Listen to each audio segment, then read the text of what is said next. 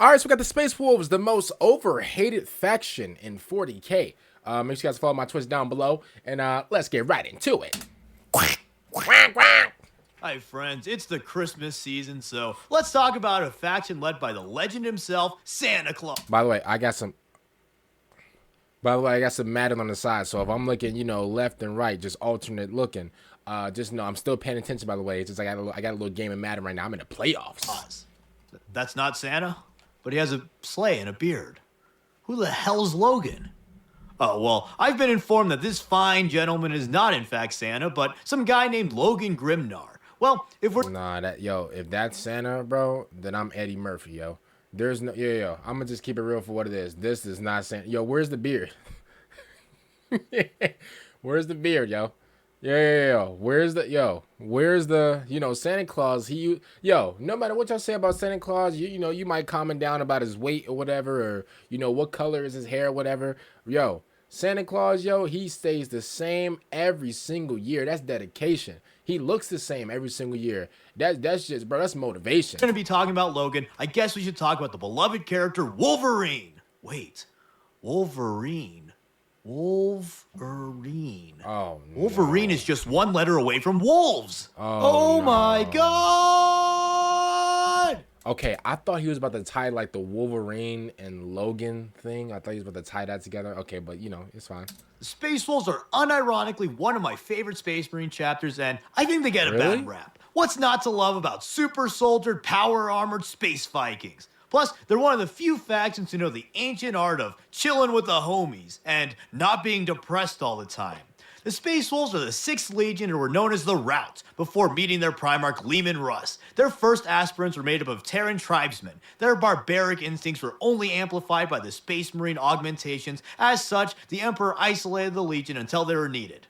So then, sometime later, the Emperor sent the Legion to the world of Delsvan, where they proved their mettle, and by mettle, I mean the fact that they're extremely super scary, brutal savages. And this... Yo, so like these guys are basically like they're like the Emperor's like hitters. So like, they're like, if the Emperor says like, go get them. They're like the Emperor's like attack dogs, to be honest. This is where they earned their moniker of the Rout, since their appearance would make the enemies, you guessed it, rout. These early Marines would kill absolutely everyone and everything they came across, and additionally, in the early years of the Crusade, they remained a relatively small legion. These two factors meant that they often worked as an auxiliary shock assault force to the other legions and came to represent the Emperor's wrath before meeting Daddy Russ. But, speaking of Daddy Russ, the Legion was reunited with their gene father after the Emperor heard legends of a legendary Wolf King and said, "Oh, well, only a son of mine would be so badass." And so he went to the icy death world of Fenris. On Fenris, the Emperor was challenged by the Wolf King to a fun little competition. Leman Russ beat the Emperor in a drinking and eating contest, but got his ass kicked in the third challenge. Wait a minute, hold up. Wait a minute. Yo, what type of unfair type of thing is this? Yo, whenever the Emperor went to go talk to Vulcan, and he was, dude was like, Vulcan, bro, I got a challenge for you. Yo, whoever catch the biggest salamander or whatever, whoever catch like the biggest dragon or whatever, that's the winner. You got this little baby Vulcan catching dragons and stuff like that, but you over here having Thor challenges, the first one to get drunk. You over here having Mr. Beast challenges and stuff like that. Oh, the last one to leave the circle while drunk. What are we doing? Acid kick. I almost said acid eating contest. Holy shit. But then got his ass. Yo, Crack Doug, Yo, Crack Doug, what's going on, yo? Yo, Crack Doug. Yo, let me find out. Let me find out you freaked out, yo. Yo, Crack Doug, you want to tell us something? Don't worry, yo. I'm pretty sure, some of our viewers, are doctors or whatever. I'm pretty sure that, we can definitely, not self-diagnose, but we can definitely diagnose you right here. Yo, you good? You be munching on the booty? That's what you be doing? Yo, I didn't even think about booty munching whenever you said that. Yo, Crack Duck, you want to tell us something? Is there anything we need to know? Kicked in the third challenge, an ass-kicking challenge. After being beaten for the first time ever, Leman swore loyalty to the Emperor as he realized that the Emperor was truly his father. The Space Wolves also famously love great feast and good eating, and so do I. Unfortunately, 1, I suck at cooking, and 2, I have almost zero free time between school and the channel. So, what's a guardsman to do? Well, allow me a moment to talk about today's sponsor, Factor. Factor is a fresh, never... I seen that coming from a mile away. That's code 50crackduck at factor.com to get 50% off plus free shipping on your first box.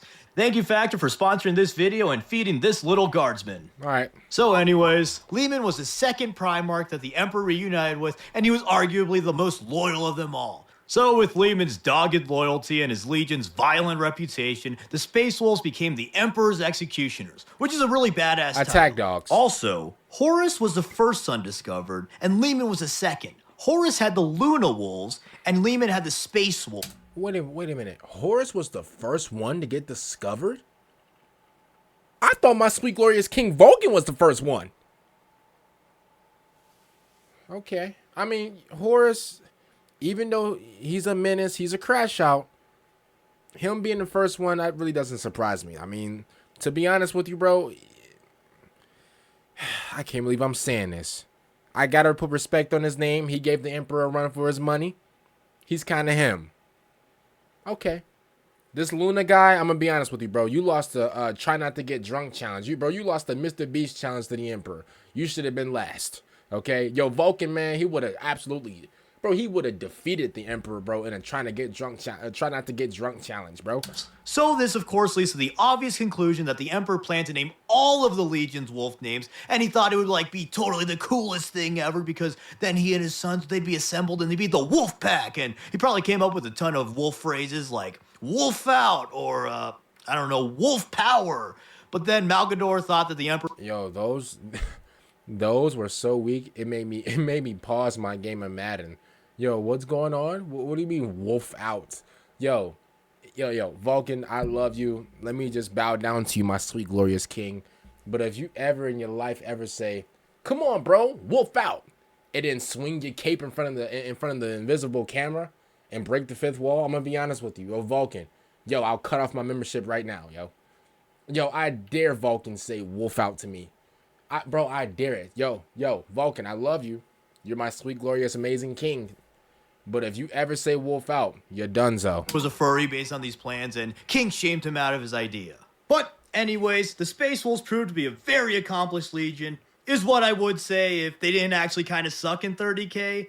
The Wars were a pretty small legion due to Russ's gene seed being really unstable and because Fenris is such a harsh recruiting world, and this of course limited their power. And on top of that, they didn't really accomplish much in the heresy on a big scale. Of course, they brought a lot of worlds into compliance like literally every other legion, but they weren't too notable for that. Additionally, by the time of the Siege of Terra, their numbers were so whittled down that they couldn't really do much other than help the other chapters. Damn. So basically, yo, they were yo, respectfully, they were hit from every single angle of just unfortunateness. Is that a word?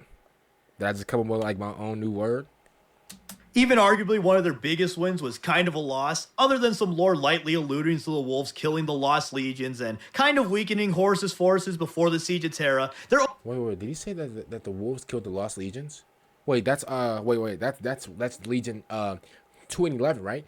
Yo, I'm gonna be honest with you. We gotta find out what happened. Yo. Listen, say what you want, but we gotta find out what happened, bro. What happened to Legion 2 and Legion 11? Yo, Games Workshop. Yo, I won't stop until I take my last breath to find out what happened between Legion 2 and Legion 11. Yo, y'all got until GTA 6 drops to let us know what happened, bro. Only major victory was Prospero. In the Siege of Prospero, the relatively small Space Wolf Legion ended up ravaging the seemingly more powerful Thousand Sons. But the whole Prospero thing was a trick by Mr. Horus Heresy to do some heresying by exploiting Leman's hate for Psychers. Russ busting Magnus's back caused him to turn traitor, which was a huge loss for the Imperium. However... Wait a minute, you got your back rearranged? Pause. Oh, wow, pause. Yo, Magnus, I didn't even mean this... Magnus got his whole back just blown. God damn it.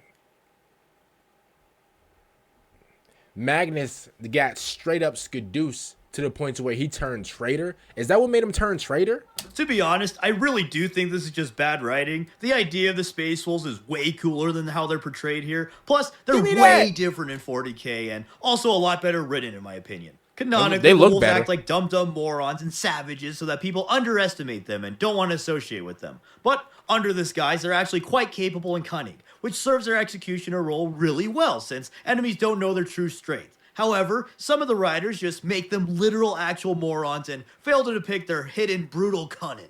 No, this isn't your video. However, something I do like about their depiction in this era is that they're really the underdog faction, pun not intended. No matter how much they get kicked down, they remain loyal, determined, and they always survive to fight on. I mean, listen, for an underdog, you know, and I'm not like clowning them for being an underdog or whatever, but bro, for an underdog, bro, they definitely got an aura to them, bro. Like if they are like the Emperor's, like, I wouldn't say back pocket, but like if the Emperor specifically has these guys in like a bubble, to the point to where he only uses them whenever he wants like something to be like eliminated, I'm gonna be honest with you, that does not sound underdogish. That sounds like a threat. And bro, an underdog can be a threat, but like an underdog is usually like looked down upon, and like something that can be like it's not really taken seriously at first, but then like obviously it has crazy potential.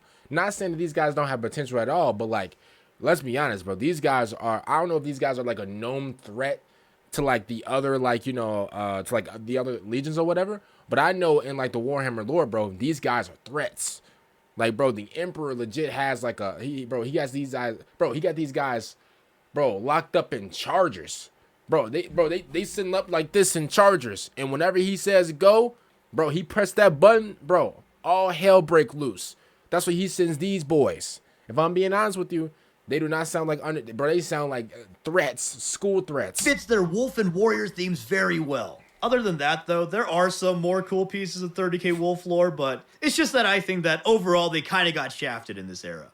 But I'll share some of the cool things that I know. Firstly, they were kind of monster hunters in the Great Crusade, being sent to fight a lot of big, dangerous xeno species. I've always thought that the aesthetic of Vikings fighting great beasts was super cool, so Me too. This is, of course, super cool to me. Me too. Next I up, agree. after Horus revealed himself to be a traitor, the Emperor sent Space Wolf squads to watch over the remaining legions. I think this is cool since it shows how much the Emperor trusted Leman's loyalty as his executioner. And finally, Leman Russ actually wrote a proto-codex Astartes of sorts after the burning of Prospero. His codex listed battle plans and tactics to better kill Space Marines. However, almost all the other Primarchs were disgusted by this codex. Bro got the Krabby Patty secret formula to take y'all out. I'm gonna be honest with you, I'll be disgusted too. Yo, imagine like I'm chilling whatever, bro, and all I see is a dude writing down. He writing down hard as shit. Like you can hear the pencil just bro. Hey, y'all ever like, oh my goodness, yo, y'all ever like be in a classroom and like you hear like a teacher write and they write so fast and so hard that like you can hear it, bro. Man, bro, if I'm chilling or whatever, right, and I'm a space marine, if I'm chilling whatever, I'm lolly law. Yo, and I see this dude, and he's writing fast like a teacher, and I look over, and I see the title of that paper, and it says "How to Kill the Space Marines," and it has the underline. I'm gonna be honest with you, bro. Yo, I'm gonna huddle everybody together, yo, and I'm gonna just point straight to him. I'm gonna point straight to him, yo. Yo, we're gonna bully him, bro. We're gonna make him give that up. We're gonna make him give that paper up, bro. Yeah, I don't. Yo, if he even attempts to rip it, bro, rip him, bro. Seriously, rip him, bro. We're gonna get that paper, bro. That thing like the Krabby Patty secret formula now. Listen, that's if I'm like a space marine or whatnot, But obviously, I got Vulcan on my side, so we really don't gotta worry about none of that, And between this and the Codex Astartes, maybe Primarchs and Space Marines just don't like books. Barnes and Noble be damned, I guess. Oh, and most importantly, it was the Space Wolves who discovered the Leman Russ Battle Tank STC, hence it being named after Mr. Russ. So they're literally the best Legion, confirmed. Thank you, Mr. Russ. Very cool. I wouldn't say that now. Don't get to it. Yo. Crack Duck, you're amazing, but don't get too ahead of you. Yo, you got too much dip on your chip, yo. Yo, you got too much dip on your chip, yo. I wouldn't say that.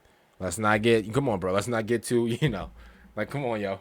Like, let's not get too, too judgmental right now, yo. Let's not. Come on. But unfortunately for Heresy fans, from my relatively small 30k knowledge compared to 40k, I do think that the Space Wolves are way cooler in 40k. So let's talk about the Wolves in 40k instead. In the 40k era, the Space Wolves are a legendary chapter of noble warriors that go on fun adventures, has very cool moments, are actually kind of nice by Space Marine standards, has a ton of bespoke units and characters, and are of course widely feared for their brutal efficiency and the art of destruction. The Wolves have a reputation for their grand heroics and combat prowess, and contrary to popular belief, they're actually one of the most tactical Space Marine chapters out there, when they're written correctly. Just like Russ says in 30k, the Space Wolves put up a facade that they're dumb savages, but in actuality, they're quite tactical and perceptive. Typically, the Wolves try to make their enemies think that they're mindless savages, all the while they're carefully analyzing their foes. Then, when the time is right, the Wolves will exploit any weaknesses that they found and quickly destroy their enemy with brutal efficiency. I mean, if I'm just keeping it real, okay. They kind of throw me off because at first I thought they were just straight like brute and strength and stuff like that. I didn't even know that these guys like, you know, yo, I'm just gonna keep it real, bro. I didn't know like, yo, I didn't even know they can like read. Like if I'm just keeping it, I thought these guys were just like, you know, just big. I thought these guys were just big melon heads. But you know, now learning that they can actually like, you know, plan out things and stuff like that. All right, okay. You know, listen, I'm gonna give it to them. You know, do I think they can? You know, do I think that they can? You know, beat my salamanders? You know, if they catch us lacking, maybe. You know, but you know, if it was like a Batman contest and we're just planning out our plans and stuff like that. You know, I mean, and like Vulcan got prep time. Like come on. So, while the Wolves are hootering and hollering, they're actually observering and strategizing.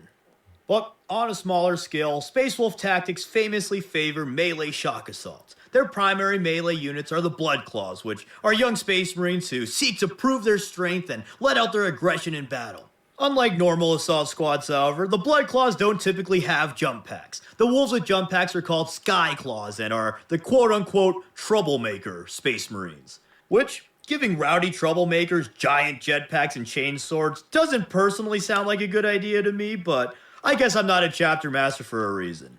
Finally, for the melee units, perhaps their most famous, or infamous unit, we got the Wulfen. These are their most deadly melee combatants, and they serve the role of bloodthirsty berserkers. Well, even more so than their battle brothers.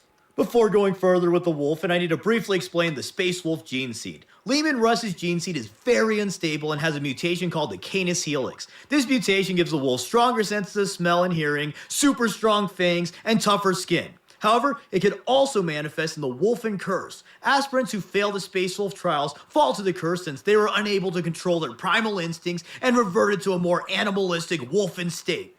This means that Wulfens get the effects of the Canis Helix turned up to Wolf 11. They're even stronger than normal Astartes, get mega fangs and claws, their senses are insanely tuned, and they're hyper aggressive. Oh, so they're kind of like Adam Levine in that Adams what was not Adams in that animals video in that Adams video whenever he was like biting up that little pause. Wait a minute. Yo, pause. Almost said whenever he was biting up that little girl. Pause.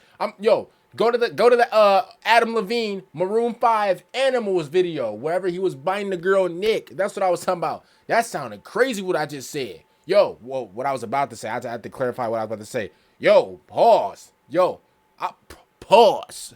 Yeah, bro. I had to make sure I corrected that instantaneously. But whenever Adam Levine was biting that girl's neck and he couldn't control his animalistic whatever, and he screamed, ow, like a wolf or whatever, that's basically what they are. Woo! I'm so glad I cleared that up. That was crazy what I just said, yo. I mean, obviously y'all meant what y'all know what I meant to say, but like, damn, like I didn't mean to say it like that. Like I put it in like a, damn, it's 2025. I gotta watch what I say, cause like, when I say something, whatever, and then like a bunch of people know what I'm saying, some person might take it out of context and then like put it on the internet and they might be like, yo, he just said this, and I'm like, bro, I didn't mean to say it like that. And all of a sudden, your boy is cooked like turkey on Thanksgiving dinner. So, these dudes are literally werewolves, and the perfect berserkers. when the wolves are able to get the Wulfen to work with them, that is. Usually the Wulfen stalk the Fenryka forest, but sometimes they do work with the chapter and prove to be a deadly force. Also, they're technically not Space Marines since they don't have the full procedure done, but I mean, come on, let's be honest, they're Space Marines. Also, I don't get why people hate their models so much. They're well sculpted.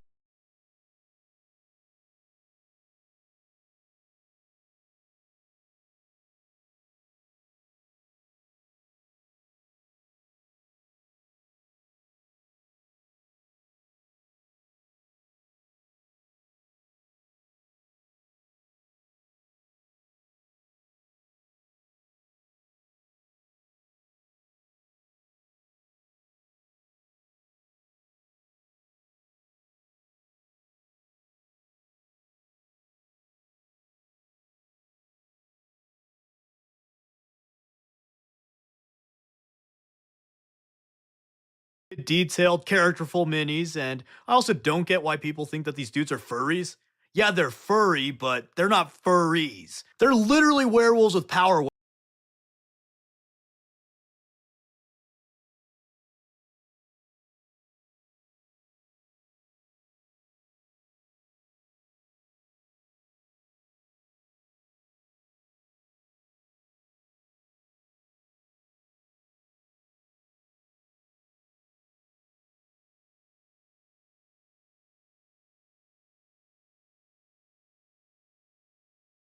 weapons, which that's pretty wicked cool.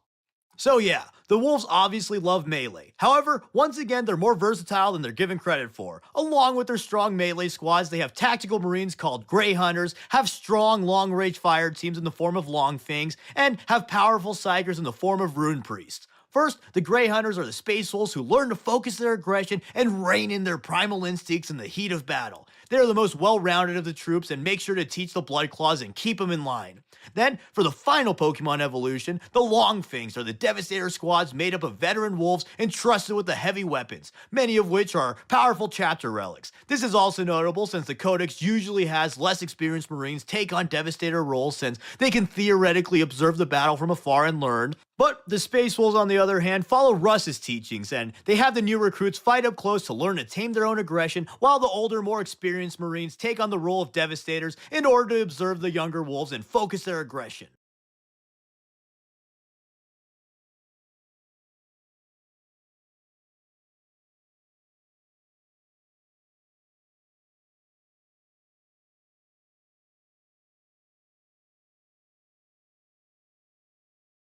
Which honestly, this approach makes a lot more sense to me. Let's put this in Fortnite terms. You wouldn't give your inexperienced friend the super strong, badass legendary weapons. You'll throw them in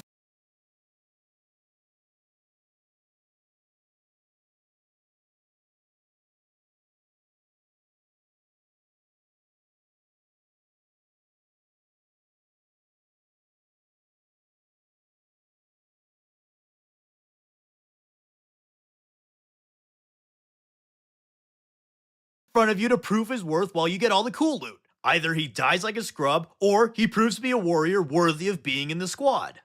Then, perhaps the most interesting Space Wolf unit, just from a lore perspective, are the Rune Priests. So, here's the thing. Leman, Russ, and the Space Wolves, they hate Psychers. But they don't actually hate all Psychers. They just hate the ones who aren't careful and believe that they could actually harness the warp.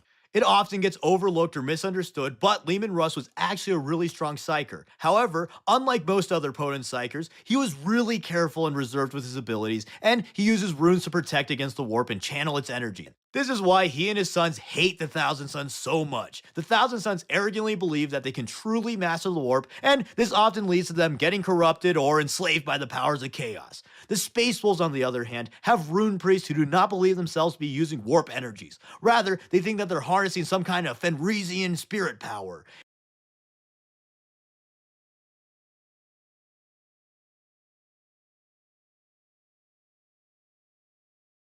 And just like Leman Russ, the Rune Priests are aware of the dangers of using psychic energies and are always cautious. At risk of sounding extremely fucking cheesy, they kinda treat psychic powers like a wild wolf. It can't be fully tamed, but it can be directed to do some damage. So, they're basically immune to warp corruption since they respect the immense dangers of the warp and don't try to become masters of an inherently untamable force. Plus, in 40k, the power of belief is an actual legitimate thing. So it's very likely that them thinking they aren't using the warp actually does prevent corruption to a significant degree. The rune priests got their name since they carved, you guessed it, runes into their armor and totems in order to channel psychic energies and protect against the warp. So yeah, the rune priests are pretty badass. Their favored psyker ability is to summon great storms and use ice powers. Then, outside of battle, the rune priests are also very powerful seers, which further helps the wolves' tactical approach in battle. But these priests aren't just about shooting magic and stuff, they can also throw hands. Most wolf priests engrave their weapons with runes and imbue them with psychic energies. This makes them very formidable in melee combat.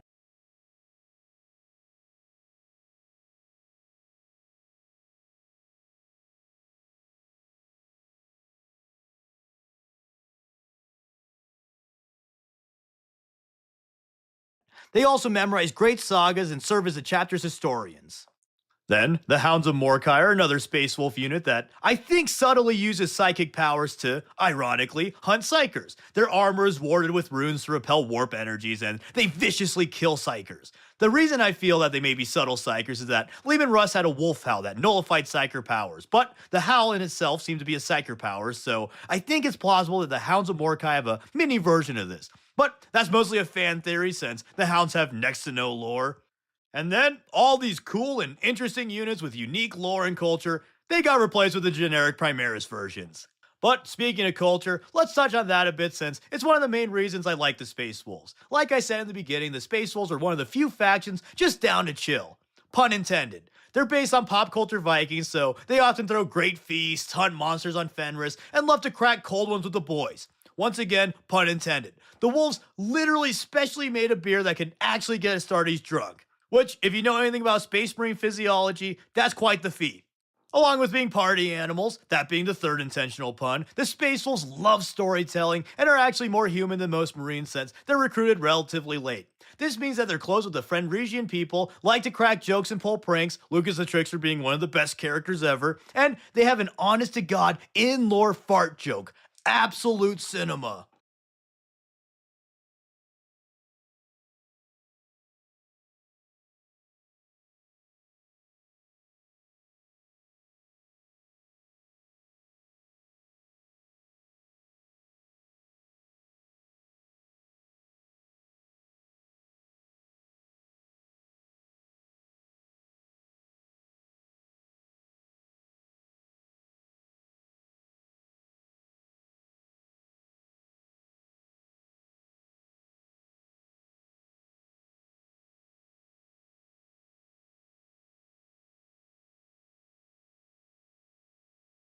Another thing that makes me really respect the chapter is that in 40k, they really fit into the honorable protector of humanity role. Before disappearing into the warp, Leman Russ reformed his chapter to not only be total bloodthirsty murderers, but to also be more noble in defending the Imperium and its people, as that's what the Emperor would want.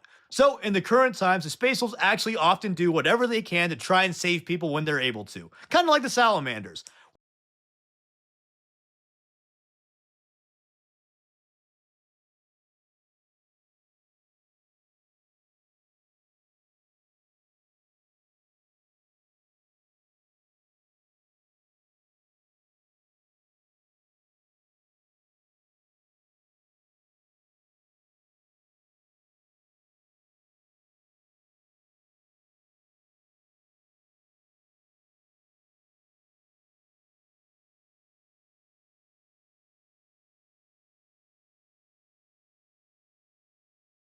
Where they differ, though, is that the Salamanders value all human life, whereas the Space Wolves specifically value people who have the fighting spirit and are true warriors. Fenrisian culture does not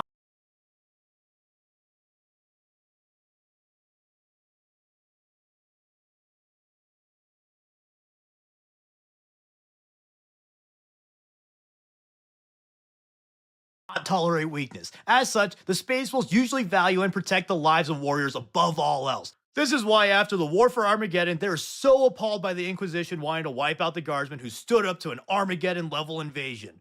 But finally, for their culture, here's a really cool factoid. Space Wolf aspirants are chosen by Wolf Priest Watchers after they prove themselves in battle. And many of these young warriors actually died, but were revived to partake in the aspirant trials. So, the Space Wolves believe that in order to become an Astartes, their human self died, and they were reborn as a Space Marine to do glorious battle in Valhalla, which is just totally badass. Oh, and they also call the Emperor the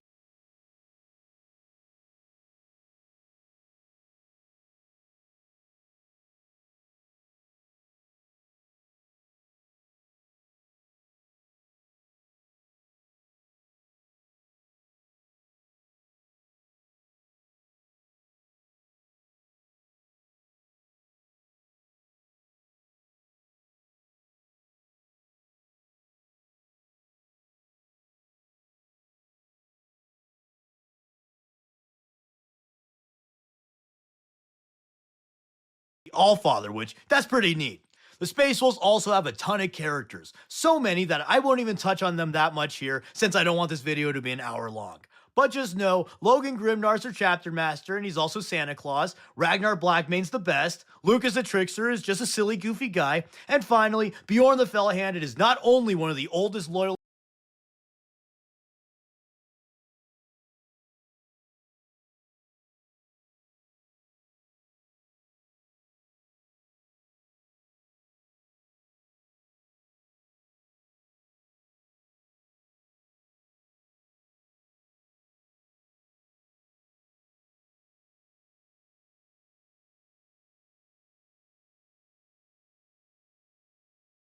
Space Marines, but he's also one of the coolest. And finally, here's a bit of a patented crackpot take. You already know I think that Space Wolves are overhated, but I think this hatred is especially strange since Space Wolves are straight up the Space Marine equivalent of Catachan. Hear me out! Hear me out! Tell me who I'm describing here. Brutal Deathworld natives, extremely strong and known for their melee prowess, have a strong distaste for authority, and have a ton of characters who have inexplicably impressive feats.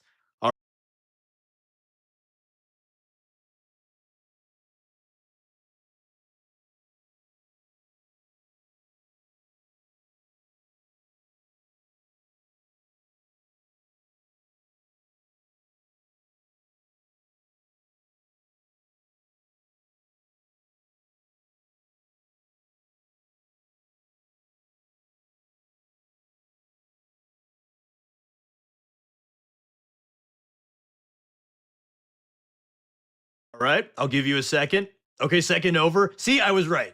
Now, Catachan are super beloved for these things, but Space Wolves are super hated for these exact same things. So, this leads me to believe that, much like sorority girls, these two factions' popularity is tied to the amount of skin showing. So, if the Space Wolves just ditched the power armor for some headbands and crop tops, they'd probably avoid the hate if this theory is to be believed. Also, the wolf thing that people hate so much is literally the same for 50% of Space Marine chapters. I also much prefer the fan theory that the overuse of wolf is just because Low Gothic doesn't have the words for Fenrysian terms. That's a phenomenon that happens in real life, and it would be pretty flavorful. But with that, that's the Space Wolves. And I really like this chapter. I truly believe that they are the most overhated faction.